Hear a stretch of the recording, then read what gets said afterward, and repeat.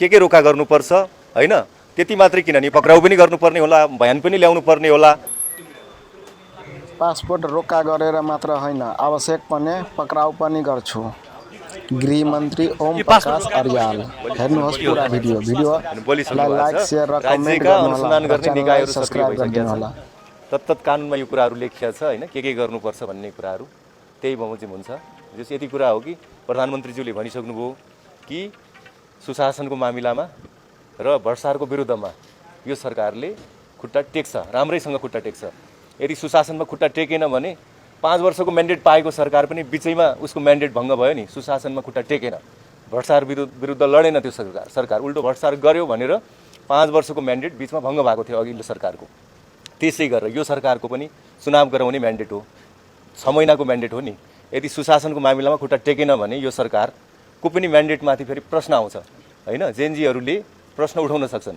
त्यसकारणले प्रधानमन्त्रीज्यूले आफ्नो सम्बोधनमा अघि भनिसक्नु भएको छ कि सुशासनको मामिलामा यो सरकारले दरोसँग खुट्टा टेक्छ। तर आज देशकै निगाह तपाईमाथि टिकेर बसेको छ। गृहमन्त्री हाम्रो अभिभावक हजुर सुशासनको लागि र सबैभन्दा महत्त्वपूर्ण त 74 जना आमाको कोखरिते गर्दा ती बच्चाहरूको न्यायको लागि गृहमन्त्रीले के गर्दै हुनुहुन्छ भनेर सबैले सोचिरहेको छ। आयोग गठन भएको छ, आयोगले काम गर्छ, त्यो आयोगले काम गर्छ, उसले फ्याक्ट फाइन्डिङ गर्छ। फ्याक्ट फाइन्डिङ गर्दा के चिज देख्छ उसले त्यसको आधारमा अगाडि बढ्छ। त्यसरी अगाडि बढेपछि पछाडि फर्किनै पर्दैन।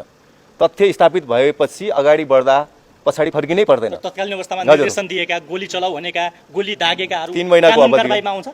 कतिपय विषयवस्तुहरू अहिलेदेखि पनि हुन सक्ला, कतिपय विषयवस्तुहरू आयोगले फ्याक्ट फाइन्डिङ गरेपछि अगाडि बढ्छ। त्यो फ्याक्ट फाइन्ड के छ र मानिज्यू यसमा त त्यो आयोगले भन्ने कुरा हो, आयोगले भन्ने कुरा हो। त्यही आयोगकै माग गरिएको थियो हैन। आयोग गठन भएको छ, उच्चस्तरीय आयोग गठन भएको छ। मन्त्री स्तरको चाहिँ प्रोटोकल दिएको छ भनेको मन्त्री त्यसको अध्यक्ष मन्त्री स्तर हुनुहुन्छ, न्यायाधीश हुनुहुन्छ, पूर्व न्यायाधीश। त्यो उच्चस्तरीय आयोग हो, न्यायाधीशले नेतृत्व गरे हुनाले न्यायिक आयोग पनि हो। त्यसले निष्पक्षतापूर्वक गर्छ र त्यही बमोजिम हुन्छ। त्यसले राय पनि दिन्छ। तत्कालीन सरकारका प्रमुखहरू पनि पर्छन्, त्यो चाहिँ अब पर्छन् नि। अब के इन्भल्भमेन्ट छ त्यसैले बताउँछ, पर्छन् होला नि। पासपोर्ट रोकाको विषय लिइरहेको छ त्यो के हो? ल मेरो अहिले पुग्यो, मैले अगाडि भनिसकेँ। कानुनमा यो सबै कुरा छ, यहाँहरूले पनि हेर्नु होला। अनुसन्धान गर्ने निकायले के रोका गर्नुपर्छ हैन त्यति मात्रै किन नि पक्राउ पनि गर्नुपर्ने होला, बयान पनि ल्याउनु पर्ने होला।